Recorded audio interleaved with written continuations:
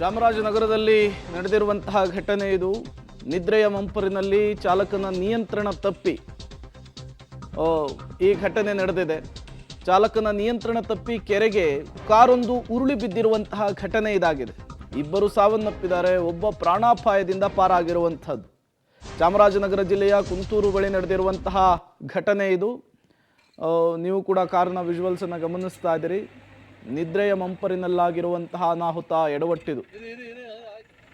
ಏಕಾಏಕಿಯಾಗಿ ಕೆರೆಗೆ ಕಾರು ಪಲ್ಟಿಯಾಗಿದೆ. ಕಾರ್ನಲ್ಲಿ 3 ಪ್ರಯಾಣಿಸ್ತಾ ಇದ್ರು. ಇಬ್ಬರು ಸ್ಥಳದಲ್ಲಿಯೇ ಸಾವನ್ನಪ್ಪಿದ್ದಾರೆ.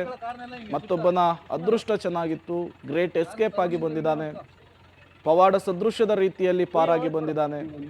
ಆತನನ್ನು ಈಗ ಸ್ಥಳೀಯ ಆಸ್ಪತ್ರೆಗೆ ದಾಖಲಿಸಲಾಗಿದೆ.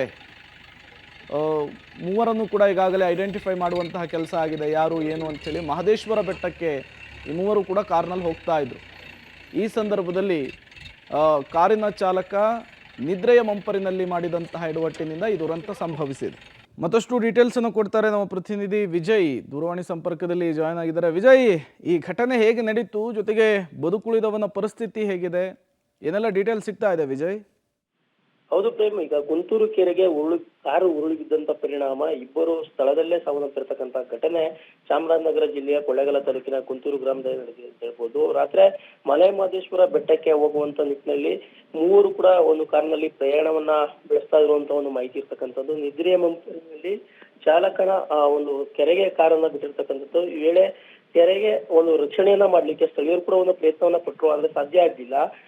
ಇಬ್ಬರು ಸಾವನ್ನಪ್ಪಿದ್ದಾರೆ, ಒಬ್ಬರ ಪ್ರಾಣಾಪಾಯದಿಂದ ಪಾರಾಗಿರ್ತಕ್ಕಂಥದ್ದು. ಅವನನ್ನು ಕೂಡ ಚಿಕಿತ್ಸೆಯನ್ನ ಕೊಡ್ತಕ್ಕಂಥ ಒಂದು ಕೆಲಸ ನಡೀತಿದೆ. ಇದೀಗ ಇಬ್ಬರು ನಿನ್ನೆ ರಾತ್ರಿ ಒಂದು ಪ್ರಾಣವನ್ನ ಕಳ್ಕೊಂಡಿರ್ತಕ್ಕಂಥದ್ದು Prem. Okay, thank you Vijay ತಮ್ಮೆಲ್ಲ ಮಾಹಿತಿಗಾಗಿ.